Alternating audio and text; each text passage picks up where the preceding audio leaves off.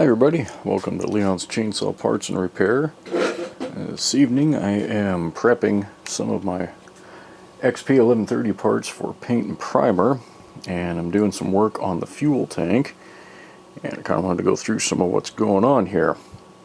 So I've learned the hard way, if you have a two-piece fuel tank and you're planning on restoring and painting a saw, take the time to reseal the damn thing, because there's nothing quite as sickening as having a fresh paint job with a beautiful clear coat, put some gas in it, and a couple weeks later coming out and seeing bubbles because it's leaked around the seams.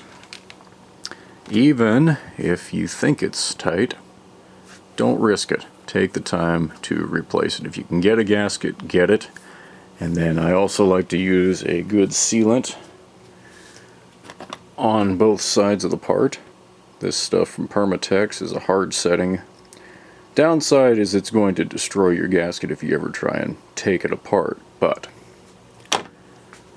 it doesn't leak. I've actually sealed tanks with just that stuff and had them do good. But when you can get a gasket, get it. Now this saw was leaking some fuel when I tore it apart, and I couldn't see through all the old grease and crap exactly why, but after blasting I found the two suspicious locations. This area appears to be corrosion. This one area that's really deep, when I had it in two pieces, you could see daylight through it, so that one I know was leaking.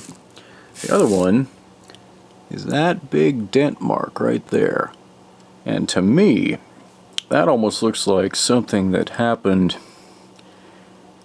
Maybe a thrown chain, maybe it was somebody trying to lever a screwdriver or something in there in order to get a sprocket replaced.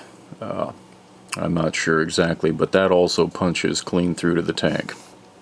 So what somebody had done, you can see a little residue of it, they JB welded the whole thing. That can work.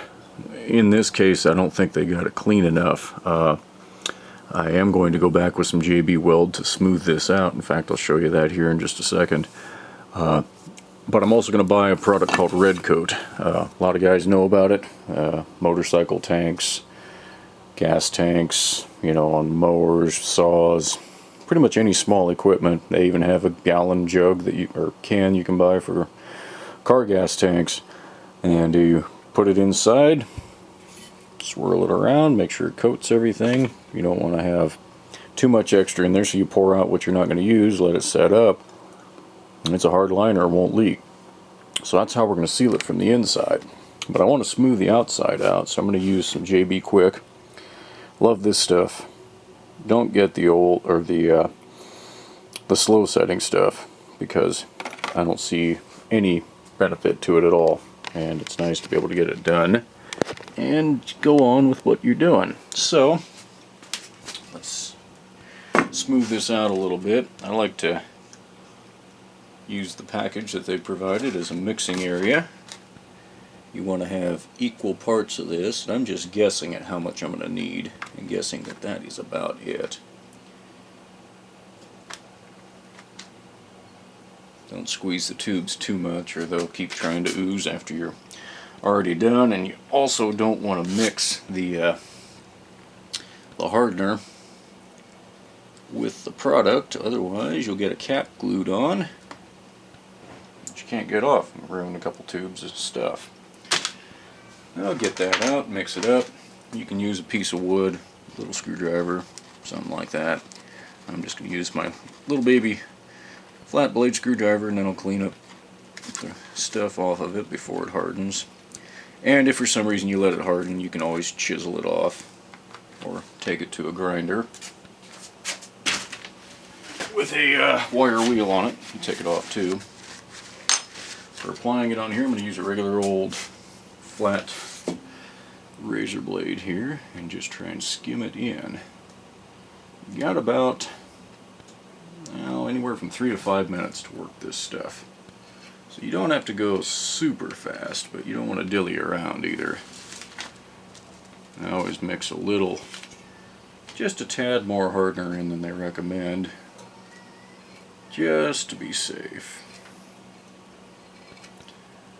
You could do this with a putty knife if you had a small enough one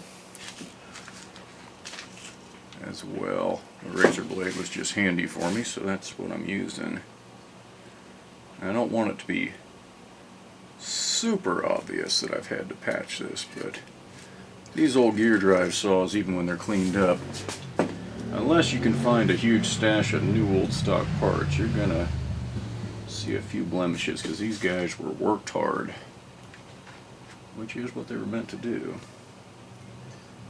Nice thing about JB is it levels itself out well if you get it spread within the window. I'm going to fill that little divot there and call this good. So before I prime this, I'll come back and rough it up just a tad with some 100 grit, something that'll touch it, but not make a big mess out of it.